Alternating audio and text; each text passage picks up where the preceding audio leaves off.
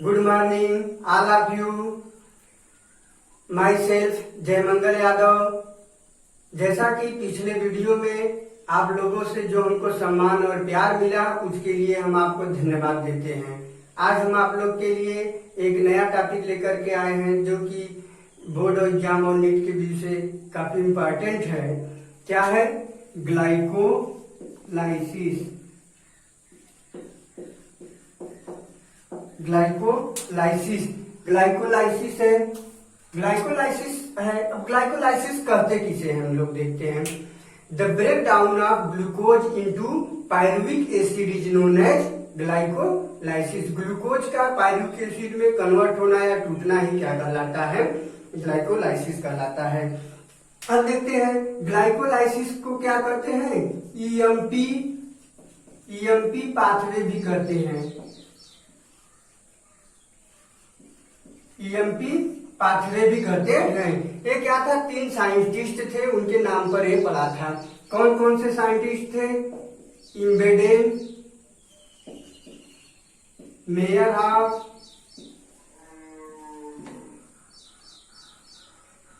And परनास। Understand? और क्या होता है? ग्लाइकोलाइसिस को क्या कहते हैं? रिडक्टिव प्रोसेस होता है। क्या होता है? रिडक्टिव प्रोसेस होता है। Reductive process. अंडरस्टैंड? कैसा प्रोसेस होता है? रिडक्टिव प्रोसेस होता है। होता कहाँ पे होता है? ये चीज देखते हैं। किसमें होता है ग्लाइकोलाइसिस? चाहे प्रोकैरियोटिक सेल्स हो चाहे यूकैरियोटिक सेल्स हो। कहाँ पे होगा? साइटोप्लाज्म में। कहाँ पे होगा? साइटोप्लाज्म में। अंडरस्टैंड? अब हम देखते हैं, जैसे मान लीजिए ये क्या हो गई? ये सेल है। इसका क्या है? मान लीजिए न्यूक्लियस।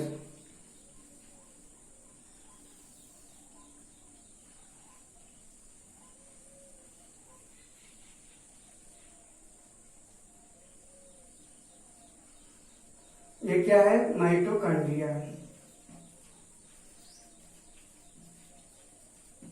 माइटोकॉन्ड्रिया क्या है? सब साइटोप्लाज्म।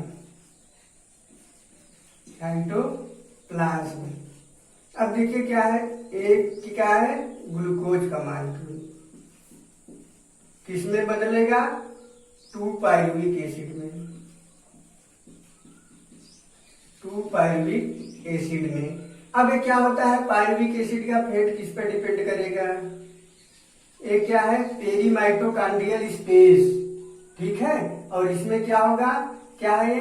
पेरीमाइटोकॉन्ड्रियल स्पेस। इसमें क्या होता है? ऑक्सीडेटिव डिकार्बोक्सिलेशन होता है। और इस पे क्या है? ये सब F1 पार्टिकल्स है। यहाँ पे क्या होता है? ETS। F1 पार्टिकल किसमें पार्टिसिपेट होता है? ETS में। ETS में। और क्या है? ये मैट्रिक्स हो गया इसका। मैट्रिक्स में कौन सी साइकिल चलती है? Krebs cycle. और इसमें क्या चलता है? ऑक्सीडेटिव डिकार्बोक्सिलेशन होता है।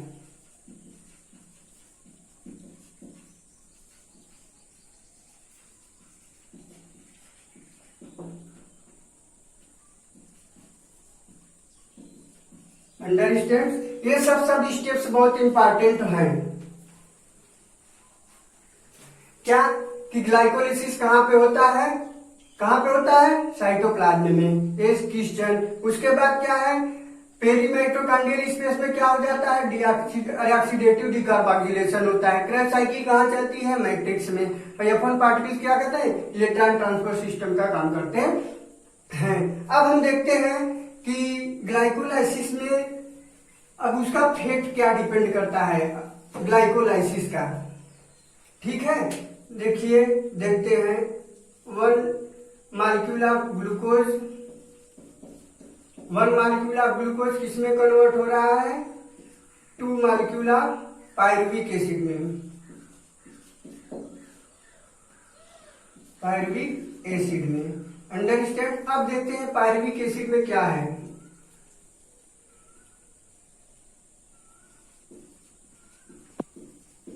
Absence of O2। अगर O2 नहीं मिलती है तब क्या होता है, एनारोबिक रिस्पायरेशन होगा, फर्मेंटेशन होगा।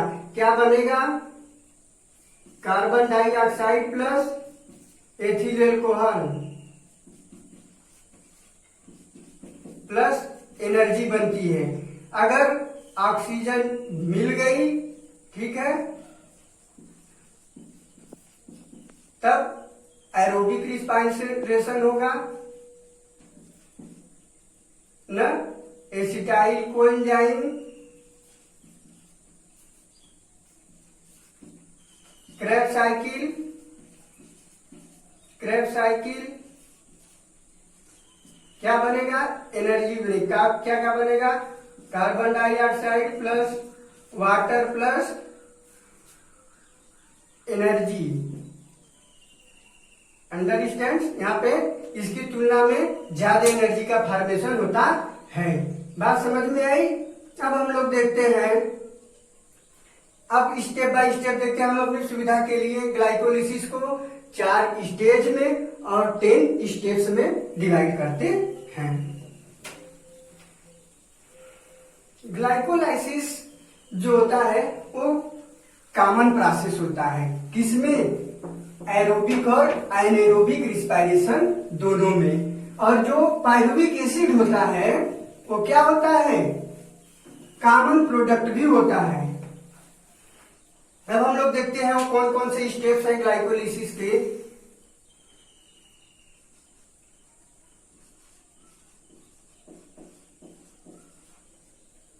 ग्लूकोज का एक मॉलिक्यूल, ग्लूकोज का 6 कार्बन कंपाउंड है। अब किसमें वो कन्वर्ट हो रहा है, ग्लूकोज 6 फास्फेट में। किसमें, ग्लूकोज 6 फास्फेट में। ग्लूकोज 6 फास्फेट में किसकी प्रेजेंस में होता है, फास्फो हेक्सो काइनेज एंजाइम में। और क्या होता है, यहाँ पे एक एटीपी का मॉलिक्यूल यूज होता है।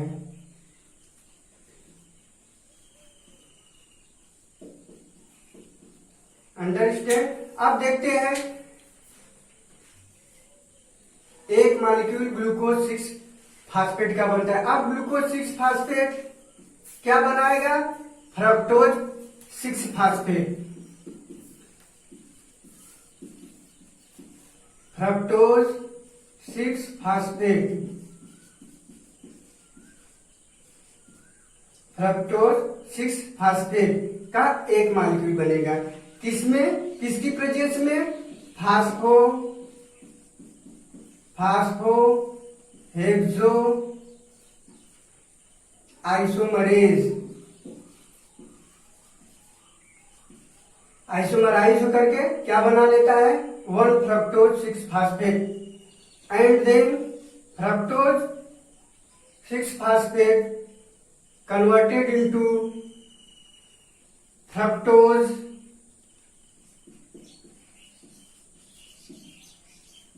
1,6 डाइफास्फेट।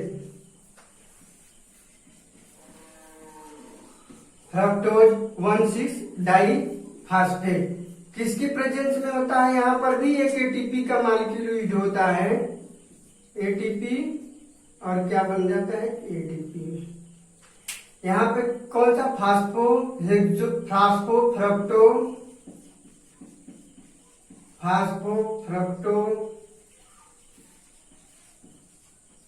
काइनेज। अंडरस्टैंड। अब ये देखते हैं, एक स्टेप आपका कंप्लीट हुआ है। एक स्टेप पे क्या है, एक स्टेप में है, एक क्या था, यहाँ पे देखिए सिंथेसिस हुआ है। किसका सिंथेसिस हुआ है, फ्रक्टोज 1,6 डाइफास्फेट का। अंडरस्टैंड। तो ये क्या हो गया, एक स्टेप हो गया। कौन सा है, synthesis of fructose 6 phosphate. Understand. अब देखते हैं क्या होता है। फ्रक्टोज 6 फास्फेट अब किसमें बदल जाता है? फ्रक्टोज 6 फास्फेट बदल जाता है 3 फास्फो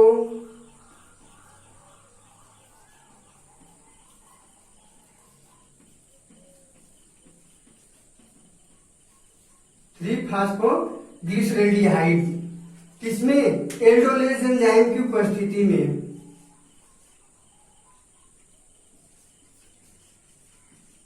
एल्डोलेज की प्रेजेंस में हो जाता है 3 फास्फोग्लिसरेल्डिहाइड।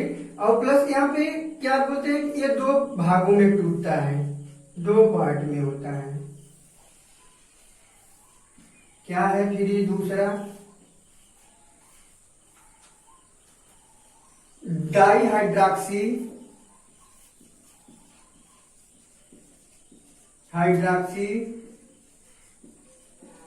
Acetone phosphate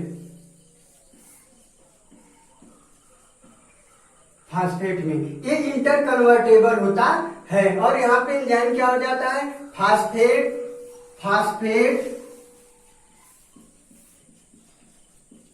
phosphate triose isomerase. Understands? अब देखते हैं ए स्टेप कौन सा था। ए स्टेप फर्स्ट था, ए स्टेप सेकेंड हो गया, ए स्टेप थर्ड हो गया और ए स्टेप फोर्थ हो गया। स्टेप फोर्थ में क्या लेते हैं देखिएगा, क्या है? फॉर्मेशन ऑफ 3 फास्फोग्लिसरेल्डिहाइड का निर्माण है। बात समझ में आई? अब क्या है? 3 फास्फोग्लिसरेल्डिहाइड किसमें टूटता है? 1,3 डाइफास्फोग्लिसरेल्डिहाइड में। किसमें टूटता है? 1,3। अगर देखिए 2 मॉलिक्यूल हो जाएगा, 2 मॉलिक्यूल किसमें टूट रहा है? 1,3 डाई फास्फो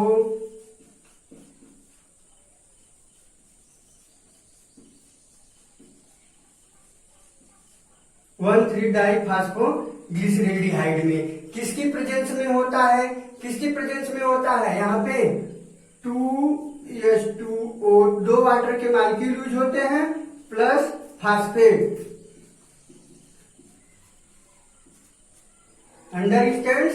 और किसकी प्रेजेंस में होता है? यहाँ पे प्रेजेंस नहीं होता। ये बहुत इंपॉर्टेंट क्या है, ये क्या होता है? यहाँ पे नॉन एंजाइमेटिक रिएक्शन होता है। यहाँ पे कोई पूरे बार ग्लाइकोलिसिस में हर जगह एंजाइम की जरूरत होती है, लेकिन जो ये स्टेप 5 है यहाँ पर क्या होता है? कोई भी एंजाइम पार्टिसिपेट नहीं होता है। ये कौन सी स्टेप होती है? नॉन एंजाइमेटिक होता है। ये बहुत इंपॉर्टेंट है, नॉन एंजाइमेटिक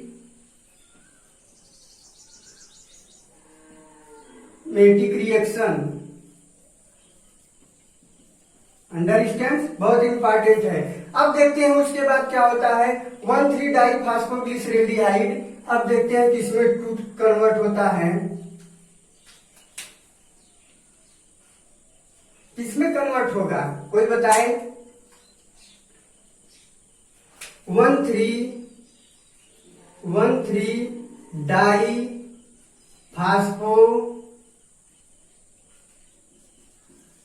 फास्फोग्लिसरिक एसिड में, ग्लिसरिक एसिड में। बात समझ में आई? किसकी? यहाँ पर एक डिहाइड्रोजिनेज एंजाइम होगा, डिहाइड्रोजिनेज होगा। एंजाइम क्या है? डिहाइड्रोजिनेज।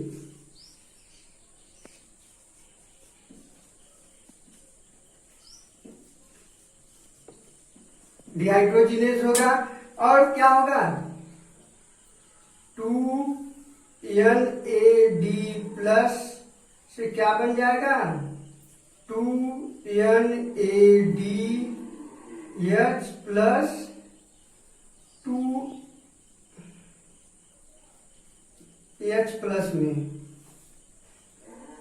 2H प्लस में बदल जाता है। आई बात समझ में? ये चीज है, डिहाइड्रोजिनेज होकर के क्या और बना लेता है 1,3-डाइफॉस्फोग्लिसरिक एसिड। अब देखते हैं हम लोग इसके आगे क्या होता है। 1,3-डाइफॉस्फोग्लिसरिक एसिड कन्वर्टेड इनटू किस में बदल जाएगा 3-फास्फो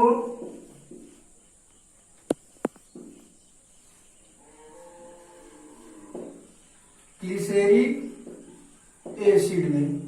अंडरस्टैंड, 3-फास्फोग्लिसरिक एसिड में बदल जाएगा। और किसकी प्रेजेंस में, यहां पे क्या होता है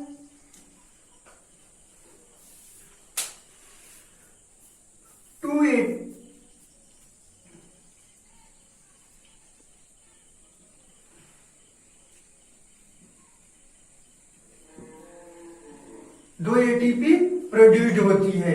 फास्फोग्लिसरोकाइनेज, मैग्नीशियम भी होता है यहाँ पे।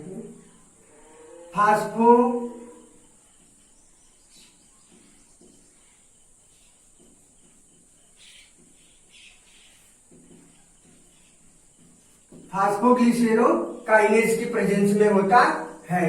बात समझ में आई। अब देखते हैं 3-फास्फोग्लिसरिक एसिड स्टेप नंबर 5 हो गया था, ये स्टेप नंबर 6 था और ये स्टेप नंबर 7 है। अब देखते हैं 3-फास्फोग्लिसरिक एसिड से क्या बनता है। 3-फास्फोग्लिसरिक एसिड से 2-फास्फोग्लिसरिक एसिड बनेगा। क्या बनेगा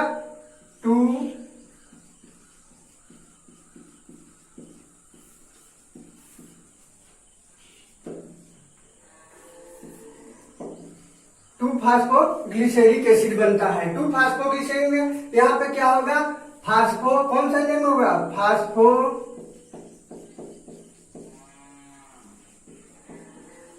ग्लिसरो म्यूटेज। अंडरस्टैंड, फास्फोग्लिसरो म्यूटेज की प्रेजेंस में होता है। इसको कौन सा स्टेप नंबर में देखते हैं, स्टेप नंबर 8 हो गया। अब देखते हैं, अब इनोलेशन होगा और क्या बनेगा, क्या बना लेगा, इनोलेशन होगा। इनोलेशन एंजाइम की प्रेजेंस में 2-फास्फोपायरुविक एसिड बना लेगा।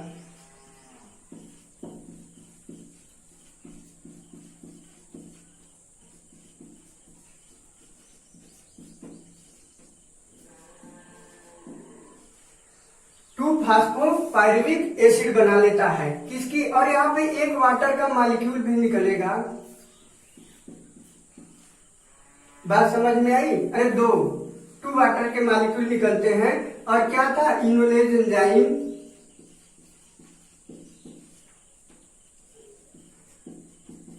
ठीक है। क्या होगा यहाँ पे, इनोलेशन होगा। इनोलेशन होकर के क्या बना लेता है, और एक जगह 2 वाटर मॉलिक्यूल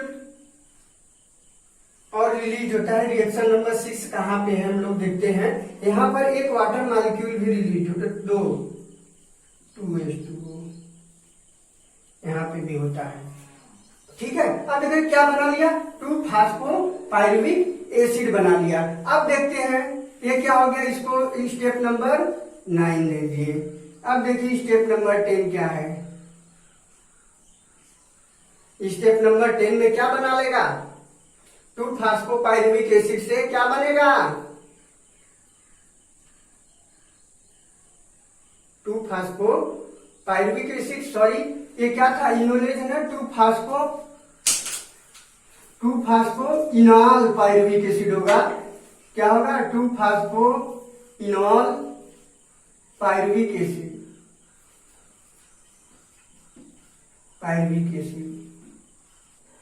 इससे क्या बन जाएगा फिर, 2-मॉलिक्यूलर पायरुविक एसिड, पायरुविक एसिड बनता है। और यहाँ पे भी 2ADP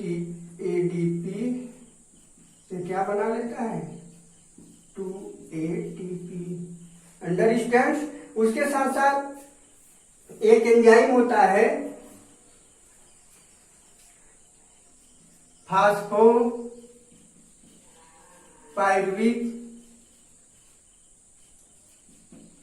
काइनेज।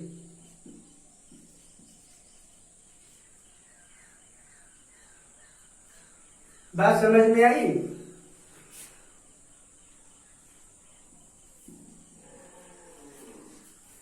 ये देखिएगा 2 मॉलिक्यूल ऑफ पायरुविक एसिड का बन गया। ये स्टेप नंबर 10 है। कैसा होता है? 3 कार्बन कंपाउंड होता है। ठीक है,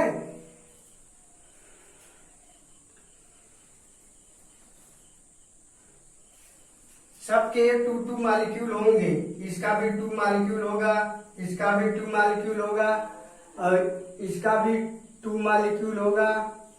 अंडरस्टैंड? ये भी है, सबके 2 मॉलिक्यूल होते हैं। आए बात समझ में?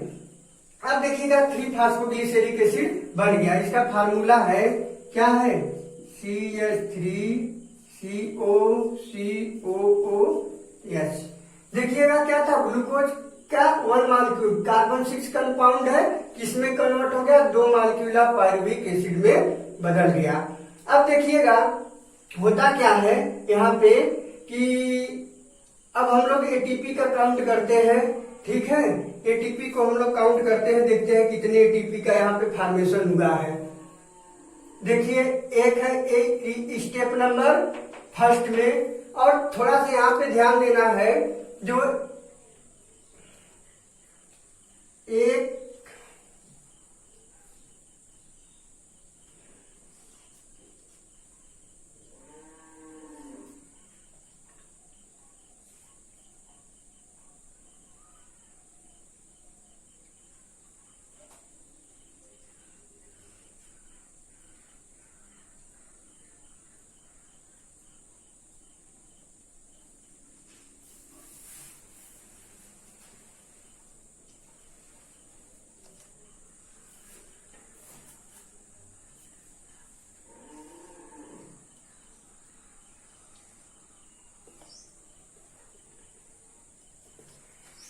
ग्लाइकोलिसिस की जो भी पूरे रिएक्शंस है उसमें सब स्टेप जो होते हैं कैसे होते हैं? रिवर्सिबल होते हैं, एक्सेप्ट किसको छोड़ करके? 1, 3 और 10। ये स्टेप्स जो होते हैं क्या होते हैं? इरिवर्सिबल होते हैं। बात समझ में? अब देखिएगा एटीपी कहाँ कहाँ बनते हैं। ठीक है, अब देखिए यहाँ पे क्या हो जाता है? स्टेप फर्स्ट में क्या होता है? एक एटीपी का मॉलिक्यूल यूज होता है, एक यहाँ पे यूज हुआ और एक स्टेप नंबर 3 में 2 एटीपी का मॉलिक्यूल यूज हुआ। अब देखते हैं अब एटीपी बना कहाँ कहाँ है। देखिएगा स्टेप नंबर 6 पे, स्टेप नंबर 7 पे है ना। देखिएगा 2 एटीपी बना और उसके साथ साथ 10 पे, तो क्या हो गया? 2 2 4 और 2 ठो यूज हुआ है, तो क्या हुआ? कितने एटीपी का गेन हुआ? 4 - 2 बराबर 2 एटीपी। 2 एटीपी नेट गेन कितना हुआ? 2 एटीपी का। बात समझ में आई? अब देखते हैं कि ग्लाइकोलिसिस में कितने एटीपी प्रोड्यूस होते हैं। कितने एटीपी है प्रोड्यूस हुए? ये तो देख ही लिए। अब देखते हैं यहाँ पे रिएक्शन नंबर 6 में क्या है? एक NADH प्लस, एक NADH प्लस से 3 एटीपी बनते हैं, तो 2 है तो कितना हो जाएगा? 6 और प्लस 2 कितने हो गए? 8। 8 ATP are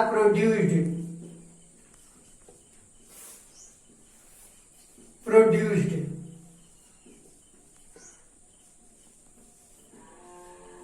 understand? Water molecule को देखते हैं।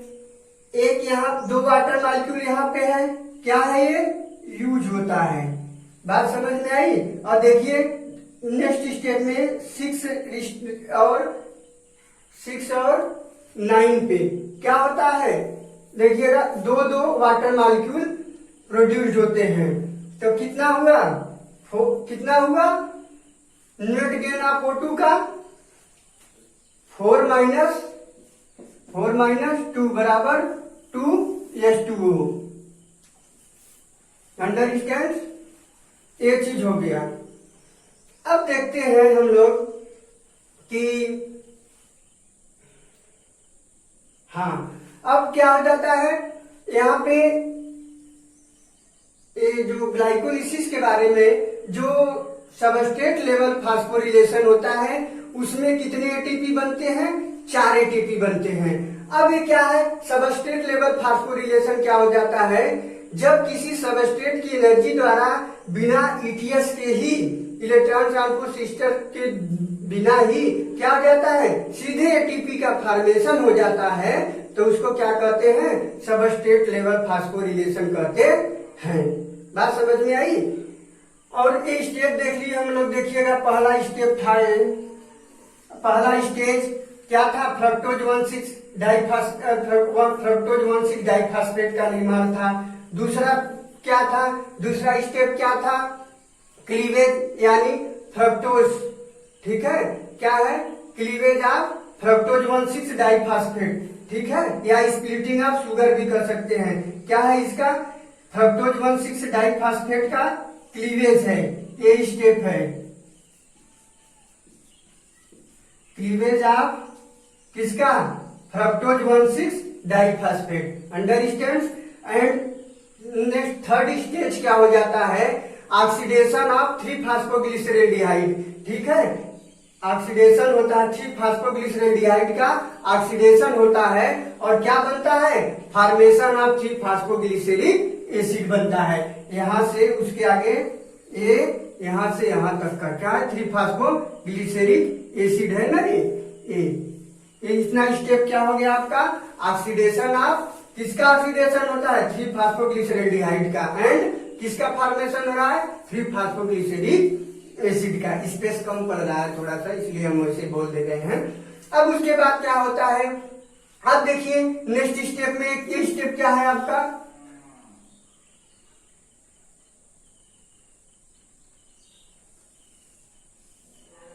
ये क्या हो गया?